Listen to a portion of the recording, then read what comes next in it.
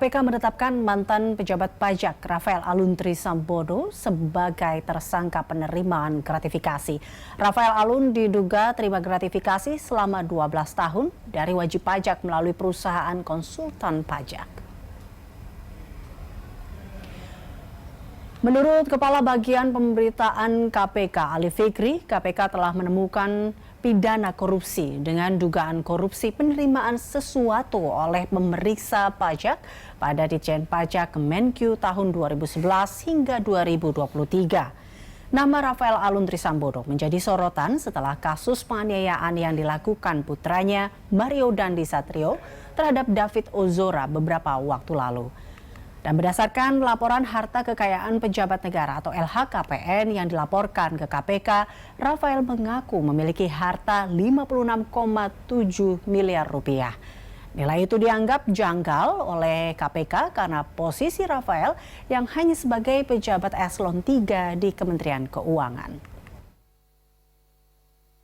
Ditemukan setidaknya 2 alat bukti dalam dugaan korupsi. Jadi ada peristiwa pidana korupsinya telah kami temukan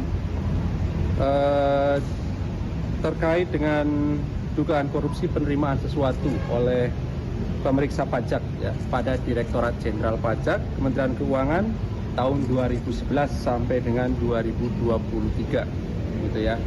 Saya kira teman-teman sudah tahu konstruksi singkat dari perkara ini saya kira ya. Sehingga proses penyidikan ini kami pastikan sudah ada tersangkanya. Ya, pemirsa, usai ditetapkan sebagai tersangka kasus gratifikasi, Rafael Alun buka-bukaan soal kasus yang menjeratnya. Dan berikut petikan wawancara eksklusif jurnalis B Universe Christian Griggs dengan Rafael Alun Trisambodo. Pak Rafael tahu nggak kalau, atau setidaknya lihat di media sosial, saya nggak tahu Pak Rafael masih buka-buka media sosial atau enggak.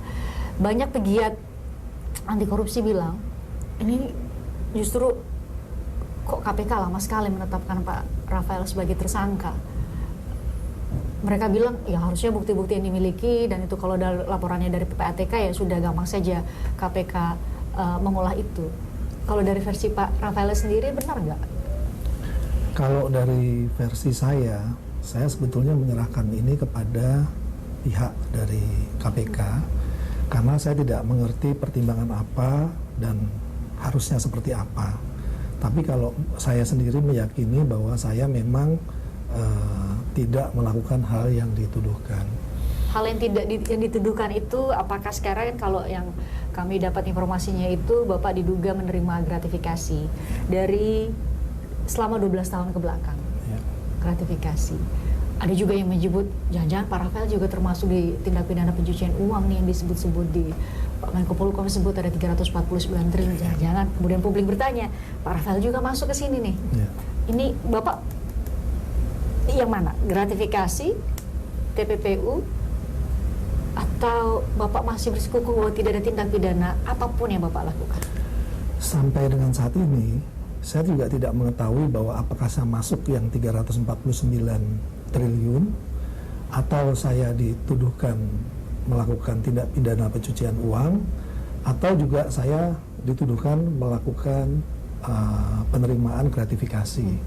Jadi sampai saat ini saya belum tahu, tapi yang jelas di dalam SPDP yang telah disampaikan KPK kepada saya itu menegaskan bahwa saya telah melakukan pelanggaran yaitu menerima gratifikasi dari orang lain sehubungan saya sebagai ASN begitu.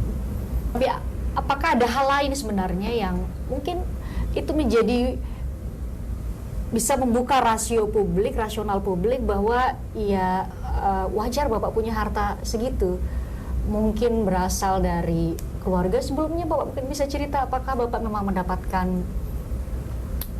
warisan atau ada asal harta yang lain yang mungkin itu seharusnya menjadi kategori wajar seharusnya. Baik. Jadi ada sebagian kami peroleh sendiri, sebagian juga dari warisan. Jadi warisan ini berupa hibah dari orang tua saya. Itu ada 3 aset tetap, 2 aset tetap lainnya ada merupakan warisan dari kakek. Jadi 3 ini berupa hibah, 2 berupa warisan dari kakek.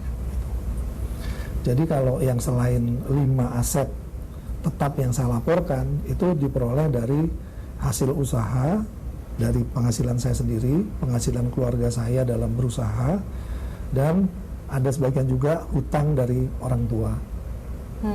Bapak tampak hafal sekali ya detailnya ya. Iya, Bu. Jadi kan sebelumnya sebelum masuk ke tahap penyidikan Pak masih waktu itu saya ingat Bapak masih dimintai verifikasi soal LHKPN. Deputi Pencegahan KPK bilang Bapak diduga terafiliasi dengan 4 perusahaan. Itu benar? Terafiliasi dengan 4 perusahaan apa, Bu? Maksudnya saya memang bersama istri saya adalah merupakan satu subjek hukum. Jadi saya dengan istri saya menikah tanpa melakukan perjanjian pemisahan harta. Berarti saya mau membeli aset atas nama istri, atau istri saya mau membuka usaha atas nama istri, dan saya misalnya ikut membantu di dalamnya dalam hal memberikan arahan, saya rasa itu sah-sah saja, Bu, sebagai suami istri. Karena kan seorang suami bisa saja membeli aset rumah atas nama istri. Bukan berarti itu nomine. Yang pemahaman saya yang namanya nomine itu adalah ketika saya membeli aset atas nama ibu misalnya. Itu. Ya, tidak punya hubungan keluarga. Betul. Untuk tujuannya mengaburkan. Betul. Angka lain yang membuat kami kaget adalah soal angka uang yang disimpan di STB, Pak. Iya. Ini banyak banget ya, pasti ketika mendengar nominalnya. Itu kemudian publik berpikir bahwa, oh jangan-jangan Pak Rafael juga mau mengaburkan uang lewat STB nih. Itu memang sengaja dikaburkan, Bapak sengaja menyimpan, sepengetahuan semua orang, atau bagaimana? Kalau saya mau mengaburkan uang yang ada di SDB, tentu SDB-nya nggak atas nama saya, itu dulu. Atas nama Bapak ya? Atas nama saya SDB-nya. Saya hanya menyembunyikan sebetulnya dari keluarga saya. Keluarga dalam arti? Dari istri dan anak-anak saya. Kenapa harus disembunyikan, Pak? Karena saya khawatir, saya ini kan ASN.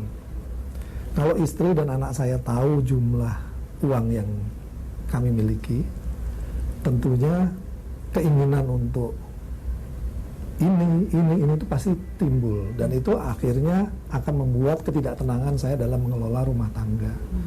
Jadi memang uang ini hasil dari penjualan aset-aset saya, aset tetap saya di tahun 2010, yang pada saat itu sudah saya tukarkan ke mata uang asing. Nah, kalau kita lihat dari jumlahnya, nanti saya bisa jelaskan secara detail bahwa itu memang connect dengan angka yang sudah ada di LHKPN? Di SDB. Saya tidak melaporkannya di LHKPN, tidak melaporkannya di SPT, karena saya takut nanti pertama istri saya tahu. Jadi yang saya tutupin itu sebetulnya. Karena kalau tahu pasti anak-anak yang sudah tumbuh dewasa juga mintanya macam-macam. Istri saya juga mintanya macam-macam. Jadi bukan untuk mengaburkan bahwa Bapak punya harta atau simpanan uang sebesar itu? Bukan seperti itu tujuan saya. Tujuan saya ini uang untuk hari tua saya beserta istri, hanya untuk kami berdua saja.